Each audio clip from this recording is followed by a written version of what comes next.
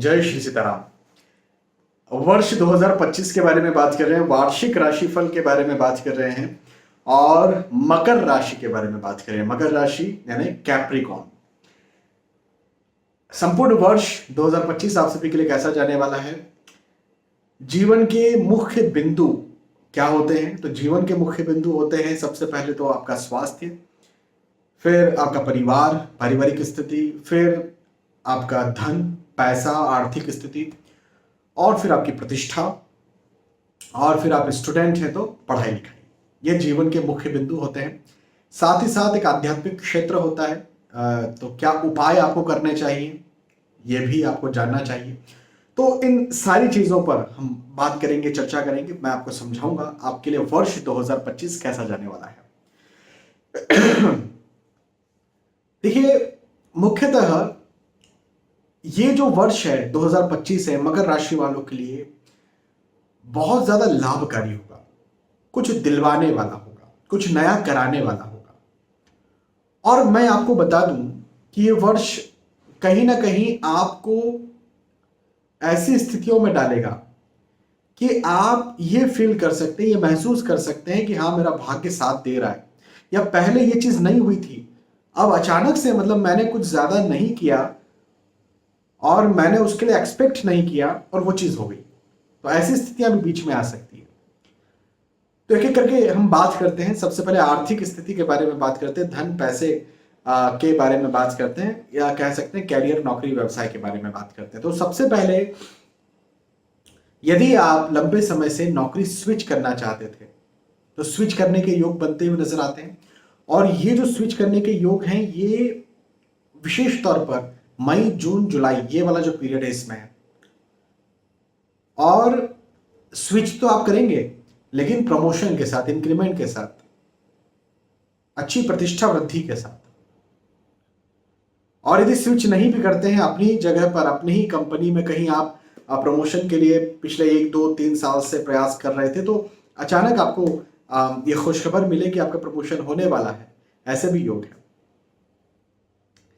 साथ ही साथ बिजनेस में भी इसी बीच में मई, जून, जुलाई का जो समय है मकर राशि वालों के लिए बिजनेस के दृष्टिकोण से भी बहुत अच्छा है। नए क्लाइंट्स, नए कस्टमर्स भी आएंगे, पुराने क्लाइंट्स, कस्टमर्स भी आएंगे और धंधा बढ़ेगा।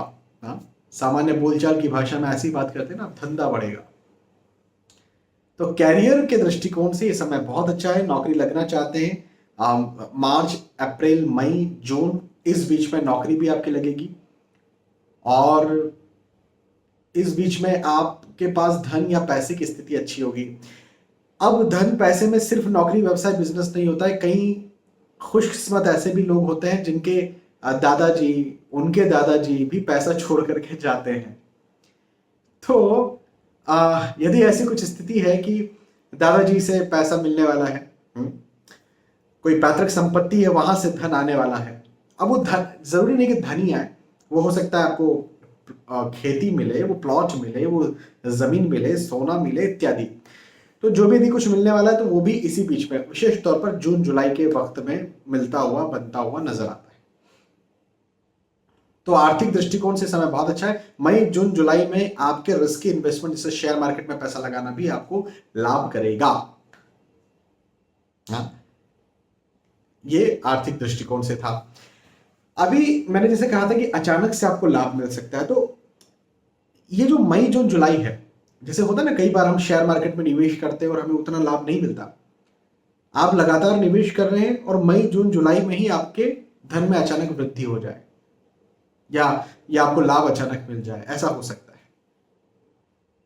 आप बिजनेस में क्लाइंट्स, कस्टमर्स को लाने के लिए मेहनत कर रहे थे पिछले कई लंबे समय से। अभी जो है वो ठीक है, बहुत एक्सपेक्ट नहीं कर रहे, लेकिन चल रहा है। आप पुराने समय के साथ बिल्कुल फ्लो बना करके चल रहे हैं। आपको कोई बहुत ज्यादा एक्सपेक्टेशन नहीं है, यार मेहनत तो कर ली, अब ठीक है, जो देखेंगे सो होगा।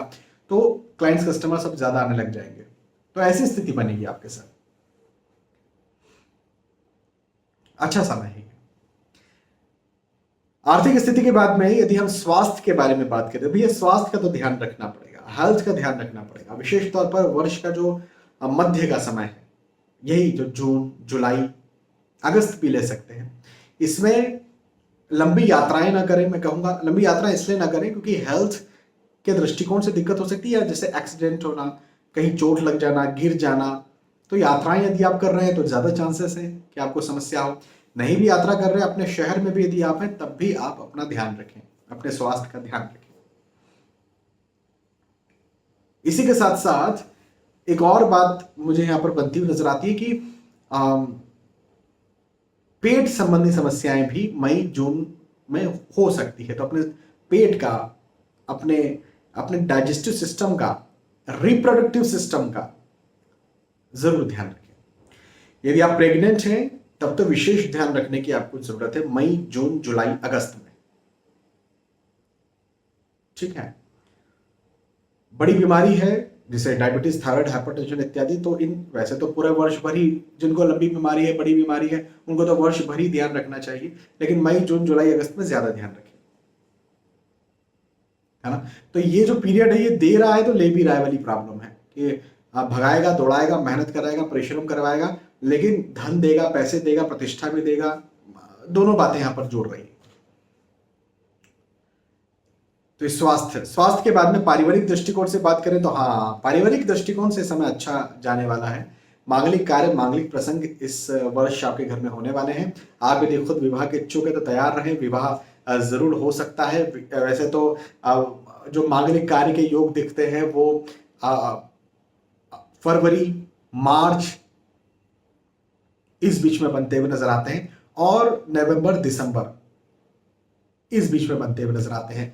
तो हो सकता है आप खुद विवाह के इच्छुक हो, आपका विवाह तय हो जाए, या आपके ब्रदर, सिस्टर्स या आपके बच्चे विवाह के इच्छुक हो तो वहां उनका विवाह तय हो, या कोई बहुत घनिष्ठ हो कोई घनिष्ठ मित्र है, मतलब फैमिली फ्रेंड जिसको हम कहते हैं, जिसमें इन्वॉल्व होना आपको ये लगे कि मैं अपनी ही फैमिली में इन्वॉल्व हूं, ऐसा कुछ विवाह हो जाए। ऐसे मुझे योग यहाँ पर बनते हुए नजर आते हैं। और आपका जो परिवार के साथ बॉन्ड है, जो आपके परिवार के साथ आपके संबंध है, मजबूती के साथ और गहरे होने वाले हैं। और यही वक्त जो नवंबर, दिसंबर मैंने बताया, इस वक्त और साथ ही साथ हम सितंबर, अक्टूबर को भी ले सकते हैं इसमें। तो सितंबर, अक्टूबर, नवंबर, दिसंबर, इन 4 महीनों में आपके जो संबंध हैं और ज्यादा मजबूत होंगे, आपके अपनों के साथ रिश्ते और ज्यादा मजबूत होंगे, प्रेम और ज्यादा मजबूत होगा। हाँ, संतान प्राप्ति के इच्छुक हैं तो इसी बीच में संतान प्राप्ति की भी खुशखबर आपको मिलेगी। ठीक है। स्वास्थ्य के बारे में बात हुई। अब बात करते हैं आपकी पढ़ाई लिखाई के बारे में। यदि आप स्टूडेंट हैं तो देखें ये वर्ष आपको विशेष सफलता दिलवाने वाला है। हाँ, प्रेशर देगा, तनाव देगा, दबाव देगा, थोड़ा टेंशन देगा, लेकिन बदले में आपको लाभ भी देगा। मतलब आप कोई एग्जाम देने जा रहे हैं तो टेंशन ज्यादा रहने वाला है, ये बात सही है। हो सकता है कि थोड़ी सी परेशानियां आए या रुकावट आए, लेकिन डरना नहीं है। मई, जून, जुलाई इस बीच में यदि कोई एग्जाम है तो उसमें आप उत्तीर्ण होंगे और अच्छे अंकों से उत्तीर्ण होंगे। अच्छा समय है। धन के, पैसों के दृष्टिकोण से भी अच्छा है, पढ़ाई लिखाई के दृष्टिकोण से भी अच्छा है, परिवार के दृष्टिकोण से भी अच्छा है। बस स्वास्थ्य का ध्यान रखना है।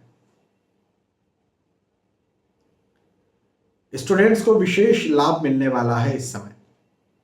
जैसे कई बार नहीं होता, आप कई लोग कहते हैं सर आइलेट्स की एग्जाम दी, या फिर वीजा के लिए हम ट्राई कर रहे थे, कुछ एग्जाम दी थी, नहीं हो पाया था, वगैरह वगैरह। अचानक से मई, जून, जुलाई में हो सकता है। तो बहुत ज्यादा एक्सपेक्टेड, कई लोग कहते हैं बहुत ज्यादा एक्सपेक्टेशन नहीं किया और हमने बस ऐसा किया, करके देखा और हो गया काम।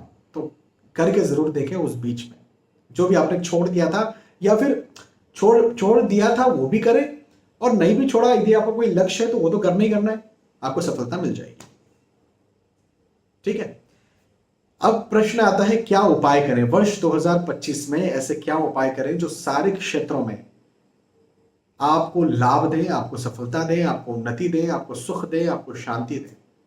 तो आपकी राशि मकर है और मकर राशि के स्वामी शनि है, तो शनि महाराज जी के ही मंदिर जाना और हर शनिवार को मंदिर जाना बहुत अच्छा होगा। शनि महाराज जी नहीं तो श्री हनुमान जी के मंदिर हर शनिवार को जरूर जाए, और दोनों है तो दोनों के मंदिर जाइए। हनुमान जी मंदिर तो आपको हर जगह भगवत कृपा से मिल जाएगा। तो दोनों के मंदिर जाइए, नहीं तो हनुमान जी के मंदिर तो हर शनिवार की शाम के वक्त आपको जाना ही चाहिए। शाम में सरसों के तेल का दिया भी लगाना चाहिए श्री शनि महाराज और श्री हनुमान जी महाराज को हर शनिवार की शाम में। साथ ही साथ हर शनिवार को पीपल के पेड़ पर जल भी आपको चढ़ाना चाहिए। ये भी आपके लिए बहुत अच्छा उपाय होगा। हो सके तो हर अमावस्या पर पीपल के पेड़ पर जल चढ़ा के आए, और भोजन, जो भोजन होता है ना, जैसे श्राद्ध में हम भोजन अलग निकालते हैं, रोटी के ऊपर सब्जी रखते हैं, खीर रखते हैं इत्यादि, ऐसे ही भोजन लेकर के पीपल के पेड़ के नीचे वहां जड़ों में जाकर के आप रख के आए। ये करना भी बहुत अच्छा होगा। तो यदि आप ऐसा करते हैं तो निस्संदेह आपको सफलता मिलेगी।